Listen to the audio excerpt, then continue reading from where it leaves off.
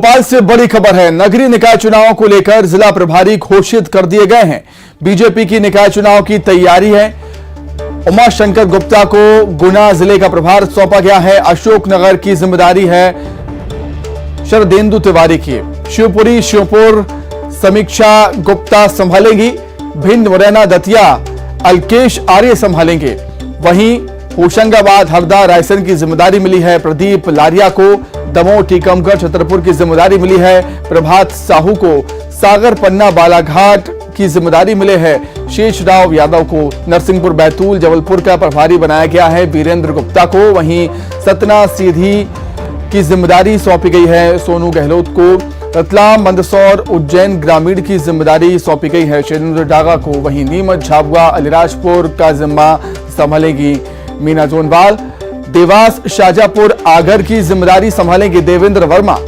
वहीं धार बुरहानपुर इंदौर नगर इंदौर ग्रामीण की जिम्मेदारी सौंपी है अतुल पटेल को।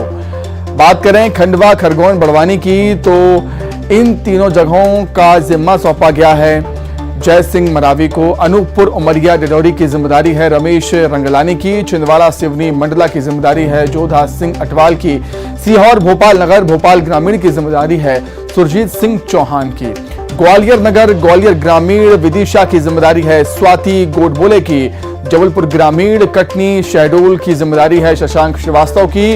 उज्जैन नगर रीवा राजगढ़ का जिम्मा सौंपा है जितेंद्र सिंह चौहान को। सिंगरौली की जिम्मेदारी सौंपी गई है विनोद यादव को।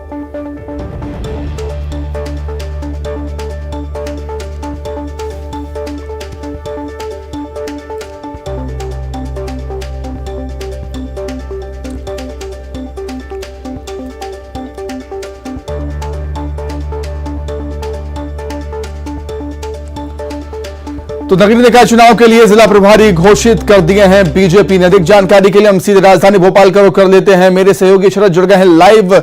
शरद, कह सकते हैं कि चुनाव की तैयारियों को अंतिम रूप देना शुरू कर दिया है बीजेपी ने। यही वजह है कि प्रभारी अब घोषित कर दिए गए।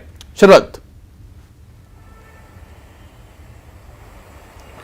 बिल्कुल, देखिए बीजेपी में तैयारियां तेज हैं और आज दिन भर बैठकों के दौर चले। कोर ग्रुप की भी आज जो महत्वपूर्ण बैठक है वो की गई और उन बैठकों के जो नतीजे हैं वो भी अब सामने आने लगे हैं। बीजेपी ने जो जिला प्रभारी हैं निकाय चुनाव को लेकर वो घोषित कर दी हैं। जिम्मेदारियां एक तरीके से बांट दी हैं कि कौन किस जिले की जिम्मेदारी देखेगा।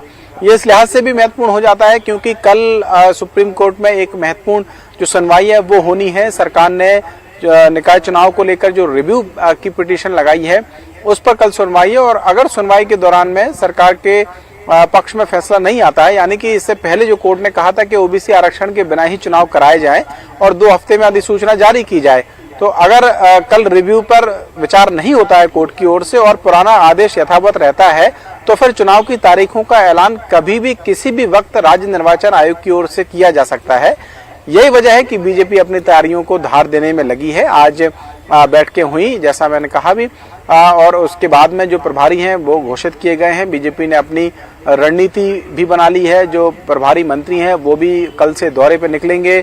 जो बैठकें हैं वो बूथ और मंडल स्तर तक करेंगे निकाय चुनाव को लेकर।